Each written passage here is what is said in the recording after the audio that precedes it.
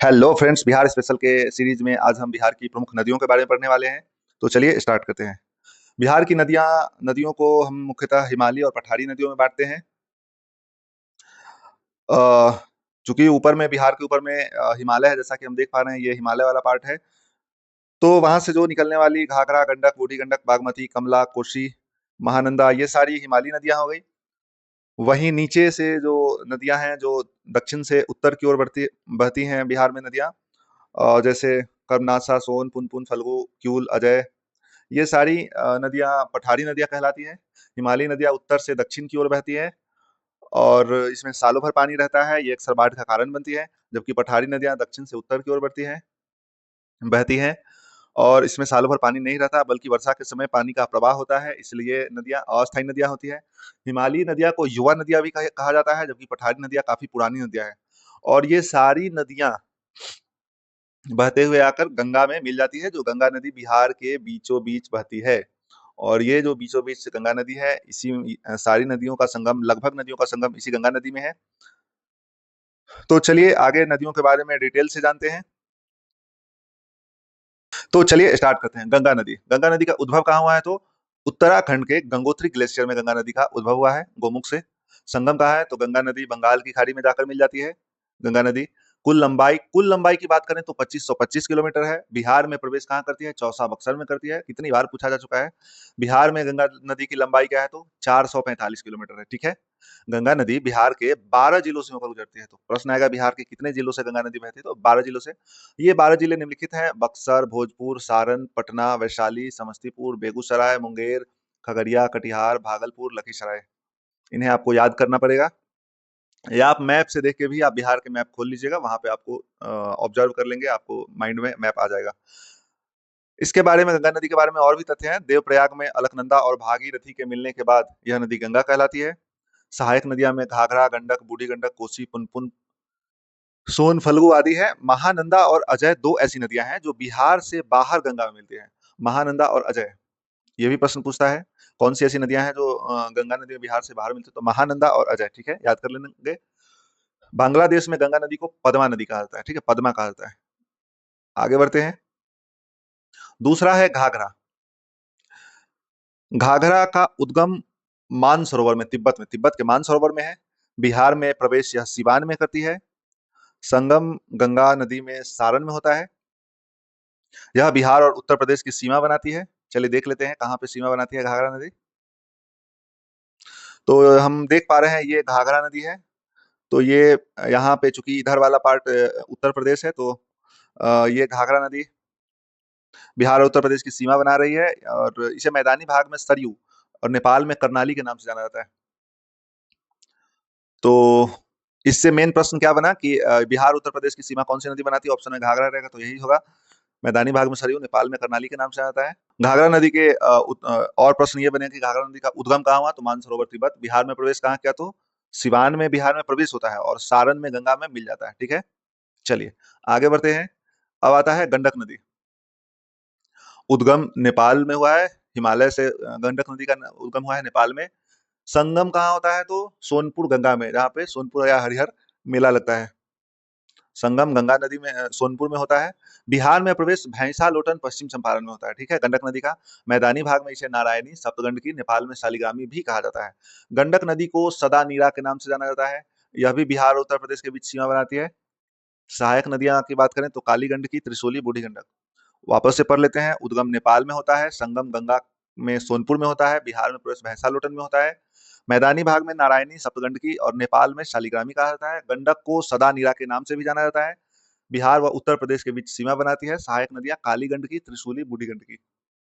अगर हम मैप में गंडक नदी को देखें तो हम देख पा रहे हैं कि गंडक नदी ये है।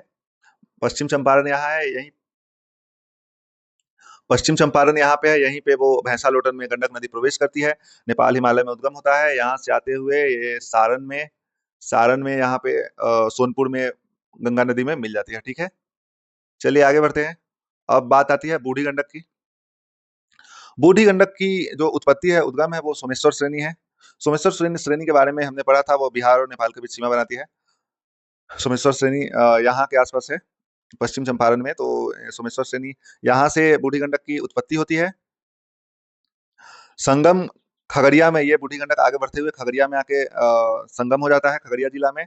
बिहार में प्रवेश पश्चिम चंपारण में होता है यहाँ पे। बूढ़ी गंडक का अन्य नाम शिकराना है, शिकराना याद कर लेंगे। सहायक नदियां में मसान, बालोर, तिऊर, धनौती आदि है। बूढ़ी गंडक अपने घुमावदार रास्तों या सर्पीलो रास्तों के लिए जानी जाती है, ठीक है। तो चलिए इसे मैप से देख लेते हैं। हमने देखा बिहार में बूढ़ी गंडक प्रवेश कर रही है पश्चिम चंपारण में। यहाँ ये आगे बढ़ते हुए यहाँ खगड़िया में आके गंगा नदी मिल जाती है। और बूढ़ी गंडक का जो आप मार्ग देखेंगे तो ऐसे ऐसे ऐसे ऐसे, ऐसे सर्पीला टाइप का है, इसलिए ये सर्पीला रास्ता है। अगला है बागमती नदी। बागमती नदी नेपाल के महाभारत श्रेणी से निकलती है। तो बागमती नदी का उद्गम स्थल नेपाल है, महाभारत श्रेणी। संगम कमला नदी के साथ कोसी में। बिहार में प्रवेश वह सीतामढ़ी में करती है, बागमती नदी बिहार में सीतामढ़ी में प्रवेश करती है। सहायक नदियों की बात करें तो लाल बकिया, लखनदेई, मनोहर, अधवारा, विष्णुमती आदि है, ठीक है। कोसी नदी को देखते हैं हम लोग, इसका उद्गम कहाँ होता है तो गोसाई स्थान नेपाल में। कोसी नदी का उद्गम गोसाई स्थान नेपाल। संगम कहाँ होता है, कटिहार में। कटिहार के कुर्सेला नामक जगह पर गंगा में इसका संगम हो जाता है। बिहार में प्रवेश यह भीमनगर सुपौल में करता है। यह 7 धाराओं से मिलकर बना है, अतः इसे सप्त कौशिकी भी कहा जाता है। अत्यधिक मार्ग बदलने व बाढ़ लाने के लिए इसे बिहार का शोक, बिहार का अभिशाप भी कहा जाता है, कोसी नदी को। सहायक नदियों की बात करें तो अरुण, तमोर, लिखू, दूध कोसी, ताम कोसी, इंद्रावती आदि है। कोसी नदी द्वारा सर्वाधिक मलबा या अपने साथ मिट्टी बालू अपने तली में निक्षेपित किया जाता है। और इसी वजह से इसका जो तल है वो भर जाता है और ये अपना मार्ग बदल लेती है।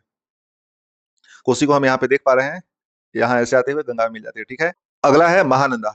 महानंदा का उद्गम दार्जिलिंग पश्चिम बंगाल में होता है। हम लोग यहाँ देख पा रहे हैं दार्जिलिंग ये जगह है पश्चिम बंगाल में, यहाँ पे उद्गम होता है।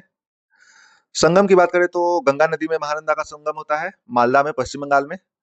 बिहार में यह प्रवेश किशनगंज में करती है यहाँ पे। और यह बिहार की सबसे पूर्वी नदी है। प्रश्न आएगा बिहार की सबसे पूर्वी नदी कौन है तो महानंदा है। सहायक नदियां में पैनोर, नागर, बालासर आदि है, ठीक है। मैप में हम लोग यहाँ देख पा रहे हैं महानंदा दार्जिलिंग में ये बनती है, किशनगंज में प्रवेश करती है और आते हुए यहाँ पे पश्चिम बंगाल के मालदा में गंगा नदी में मिल जाती है, ठीक है। अब दक्षिण बिहार की नदियों की बात करते हैं। अभी तक हिमालयी नदियां थी, इसलिए नेपाल से मुख्यतः नेपाल, दार्जिलिंग, तिब्बत से इसका उद्गम हुआ था। अब दक्षिण बिहार की बात करें तो ये इन्हें पठारी नदियां भी कहते हैं क्योंकि ये पठारों से उत्पन्न होती है, उद्गम होता है इनका। इसमें पहला है कर्मनाशा नदी। कर्मनाशा नदी का उद्भव कैमूर की पहाड़ी से होता है, याद कर लेना है, कैमूर की पहाड़ी से होता है। संगम गंगा में होता है चौसा बक्सर के पास। वहीं पे जहाँ पे गंगा नदी बिहार में प्रवेश करती है वहीं पे इसका संगम गंगा में हो जाता है, कर्मनाशा नदी का। यह दक्षिण बिहार की सबसे पश्चिमी नदी है। यह बिहार व उत्तर प्रदेश के बीच सीमा बनाती है और कर्मनाशा नदी को अपवित्र माना जाता है। ऐसा माना जाता है कर्मनाशा नदी में स्नान करने से आपके सारे अच्छे कर्म नष्ट हो जाते हैं, इसीलिए इसका नाम कर्मनाशा है। जी हाँ, हम यहाँ देख पा रहे हैं ये कर्मनाशा नदी है।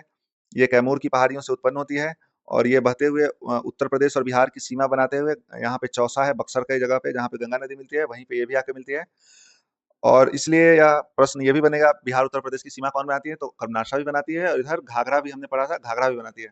और ये दोनों, और गंगा नदी जहाँ बक्सर में मिलती है चौसा नामक स्थान पे, कर्मनाशा भी गंगा में आकर संगम हो जाता है यहीं पे चौसा में ही, ठीक है। आगे बढ़ते हैं। सोन नदी। सोन नदी का उद्गम स्थल अमरकंटक पहाड़ी मध्य प्रदेश है, ठीक है। सोन नदी का उद्गम अमरकंटक पहाड़ी मध्य प्रदेश। संगम इसका गंगा में होता है, मनेर में इसका संगम होता है। सहायक नदियों की बात करें तो रिहंद, कन्हार, उत्तरी कोयल आदि सहायक नदियां हैं। सोन नदी पर डेहरी बांध रोहतास में, इंद्रपुरी बैराज रोहतास में बना हुआ है, ठीक है। यानी सोन नदी पे डेहरी बांध और इंद्रपुरी बैराज बना हुआ है। सोन नदी नाम से ही पता चलता है अपने सुनहरे बालू के लिए प्रसिद्ध है। यह पटना, गया, औरंगाबाद में सिंचाई का प्रमुख साधन है। नहरों के माध्यम से पटना, गया, औरंगाबाद में सिंचाई के लिए सोन नदी का उपयोग किया जाता है। हम मैप से देख सकते हैं ये सोन नदी है, मध्य प्रदेश के अमरकंटक पहाड़ी से आती है और पटना के मनेर में आकर मिल जाती है, ठीक है। आगे बढ़ते हैं। उसके बाद है पुनपुन नदी। पुनपुन नदी का उद्गम स्थल छोटा नागपुर पठार है, पलामू में, झारखंड। छोटा नागपुर पठार से पुनपुन नदी का उद्गम होता है। संगम इसका फतुहा में होता है, गंगा नदी में संगम हो जाता है फतुहा में। बिहार में प्रवेश यह औरंगाबाद में करती है पुनपुन नदी। सहायक नदियों में मोरहर, मादर, दरधा आदि है। मैप में देख पा रहे हैं पुनपुन नदी है, ये आती है और यहाँ पे फतुहा में गंगा में मिल जाती है, ठीक है। आगे बढ़ते हैं। फल्गु नदी। फल्गु नदी का उद्गम भी छोटा नागपुर पठार से ही है, हजारीबाग से। संगम पुनपुन में हो जाती है और पुनपुन के साथ गंगा में मिल जाती है फल्गु नदी। बिहार में प्रवेश यह गया में करती है। जानते ही हैं गया में फल्गु नदी में स्नान करके लोग पितर पक्ष करते हैं, या बोध गया जो है वो फल्गु नदी के किनारे ही स्थित है। फल्गु नदी का जो संगम है वो लीलाजन, निरंजना और मोहना नदियों के संगम से बनती है, यानी लीलाजन और मोहना नदी आपस में मिलकर फल्गु नदी का रूप ले लेती है। उसके आगे अगर देखिए देखा जाए तो है अजय नदी। अजय नदी का उद्गम जमुई में होता है और संगम गंगा में होता है। बस इसको याद कर लेना है, जमुई में अजय नदी का उद्गम है और संगम गंगा नदी में है, पश्चिम बंगाल में। एक छोटी सी नदी क्यूल नदी भी है, इसका उद्गम हजारीबाग में होता है और संगम लखीसराय गंगा नदी में हो जाता है। यह लाल बालू के लिए जाना जाता है क्यूल नदी, ठीक है।